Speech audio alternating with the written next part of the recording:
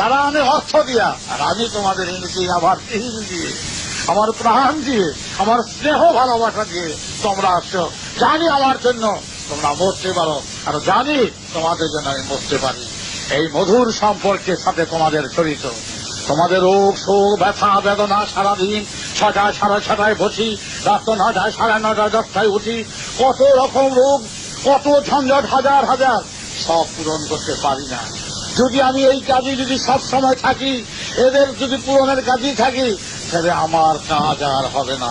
কারণ আমার এই ট্রেনের এর বগির মধ্যে, ইঞ্জিনের এই পাশনের পিছনের বগির মধ্যে হাজার হাজার যাত্রী নিয়ে যেতে হবে।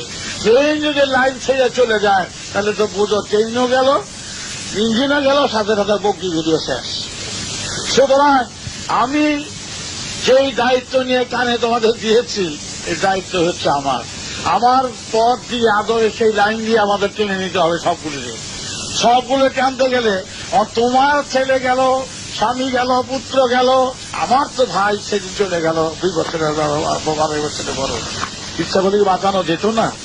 সুতরাং আমার ভাই যদি বাঁচাতে যায়, তাহলে তোমার ছেলেকে বাঁচাতে আমার আপত্তি গেছে, বাবাকে বাঁচাতে আপত্তি নেই। আমার এত উপযুক্ত ভাই চলে গেল সেদিন, আমার বড় ছিল। সুতরাং মনে রেখো, আমার বৃদ্ধা আমার হয়ে গেছে। কথাটা চিন্তা করে দেখো, ইচ্ছা করলেই ব্যথা দেখো, চেষ্টা করলে, চেষ্টা তো যারা ওই ডাক্তার হিসাবে যা করেছে। কিন্তু কথা হলো, যেখানে মৃত্যু আছে বলবেই। যার জন্য তোমাদের সাথে আমি তোমাদের করি না বলে সবসময় আদেশ দেই, উপদেশ দেই, নির্দেশ দেই, নানা রকম ভাবে ভালো করার চেষ্টা করি। তাও যদি পরে ভালো না হয়, বাবাই ভালো করে দিল না, বাবা এত করলাম, তাতে তুমি কেন করলাম না? আর যদি তুমি একজন এইরকম, আমার যদি 50 লক্ষকে যদি আমার এই রোজ হাজার হাজার যদি করতে হয়, তাহলে আমার লাইন ছেড়া দিয়া ট্রেন যদি এখন বিকি দৌড়তে শুরু করে, তাহলে তো বুঝো ট্রেনের কি অবস্থা, দুর্দশা।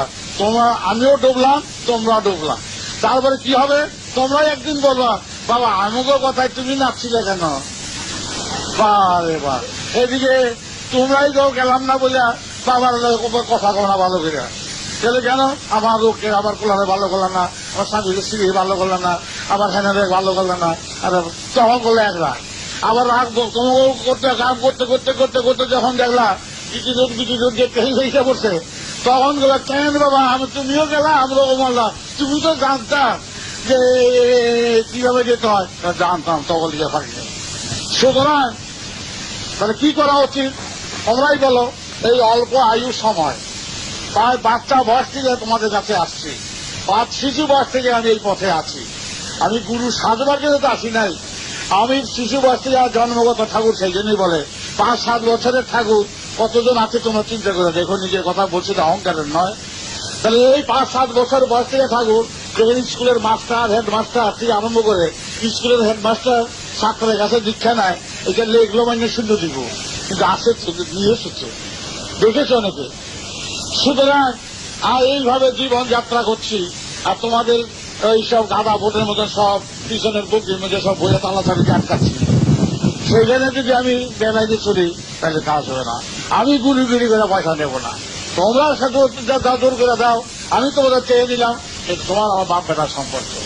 কিন্তু আমি পূজার নাম দিয়া, যজ্ঞের নাম দিয়া আমি তোমাদেরকে টাকা কোনদিন গ্রহণ করবো একেবারেই না। অনেকে ছাত্রগুলি আমার কাছে আছে, বাবা আমাকে একটু জল করে দাও, তাহলে এইভাবে কাছে আগে তো খালি হাতে আসতে হবে, পয়সা নিয়ে আসলে চলবো না।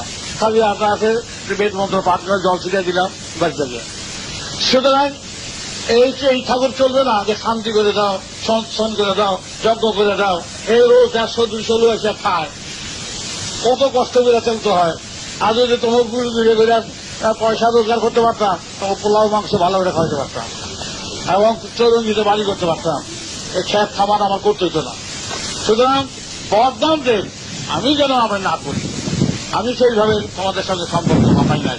আমি সম্পর্ক বাঁধাইছি তোমরা আমার পেটের সন্তান, বাপ বেটা সম্পর্ক করে তোমাদের সঙ্গে আমি একত্রিত হয়েছি। তাতে তোমার আমরা ভুল বুঝুক, তুমি আমারও রাগ করো, আমি তোমার রাগ করি, রাগারাগি বাপ বেটা করে করে করে করে আবার শেষ থেকে আবার মিল হয়।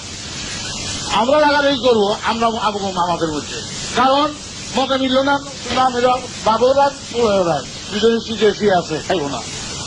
সেটা বাবাকে পোলারে রাখে, পোলাকে বাবারে রাখে, চলে ঠিক আছে। আমাদের কথা হলো বৃহৎ কাজের জন্য আমরা আমার তাড়াতাড়ি কাজ করবো।